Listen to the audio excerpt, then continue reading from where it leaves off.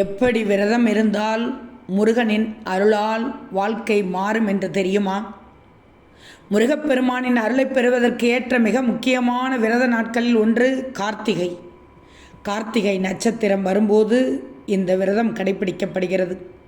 பாவங்கள் தீரவும், தீராத பிரச்சனைகளிலிருந்து விடுபடவும், வேண்டிய வரங்கள் கிடைக்கவும் கார்த்திகை விரதம் இருக்கலாம். கிருத்திகை நட்சத்திரம் சூரிய பகவானுக்குரிய நட்சத்திரம். சூரிய பகவானுக்குரிய ஞாயிற்றுக்கிழமையில் அவருக்குரிய கிருத்திகை நட்சத்திரம் இணைந்து வந்தால் மிகவும் விசேஷம். கார்த்திகை விரதம் இருப்பவர்கள் அதிகாலையில் எழுந்து குளித்து விட்டு வீட்டில் உள்ள முருகன் படத்திற்கு சிவப்பு நிற மலர்கள் சூட்டி நெய் விளக்கேற்றி வழிபடணும். பிறகு முருகன் கோவிலுக்கு சென்று பூக்கள், மஞ்சள், பழங்கள், குங்குமம், சந்தனத்தை வாங்கி கொடுக்கலாம். கார்த்திகை நட்சத்திரம் துவங்குவதற்கு முன் விரதத்தை துவக்கி கார்த்திகை நட்சத்திரம் முடியும் சமயத்தில் விரதத்தை நிறைவு செய்யணும்.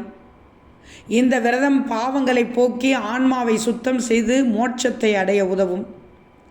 உடல் ஆரோக்கியம், தைரியம், தீய சக்திகளிடமிருந்து பாதுகாப்பு, கர்ம வினைகளை நீக்க முருகப்பெருமானின் அருள் கிடைக்கும்.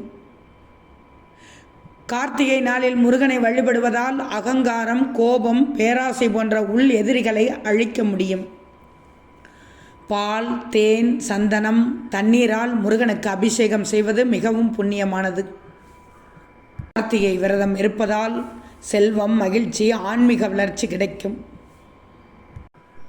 இந்த வழிபாட்டால் சூரிய பகவானின் அருளும் முருகப்பெருமானின் அருளும் கிடைக்கும். மிகச் சிறப்பாக இந்த நாட்களில் முருகப்பெருமானை வழிபட்டால் அளவில்லாத நன்மைகள் கிடைக்கும் என்பது நம்பிக்கை. வீட்டில் முருகன் சிலை அல்லது வேல் வைத்திருப்பவர்கள் பால், சந்தனம், பன்னீர், விபூதி ஆகியவற்றால் முருகனுக்கு அபிஷேகம் செய்தால் முருகப்பெருமானின் மனம் குளிரும். இந்த நாளில் யாருக்காவது அன்னதானம் செய்வதும் மிகவும் விசேஷம். கார்த்திகை அன்று விரதம் இருக்க முடியாதவர்கள் முருகப்பெருமானை மனதார நினைத்து வீட்டில் விளக்கேற்றி வைத்து அவருக்குரிய ஏதாவது மந்திரங்களை சொல்லி வழிபடலாம்.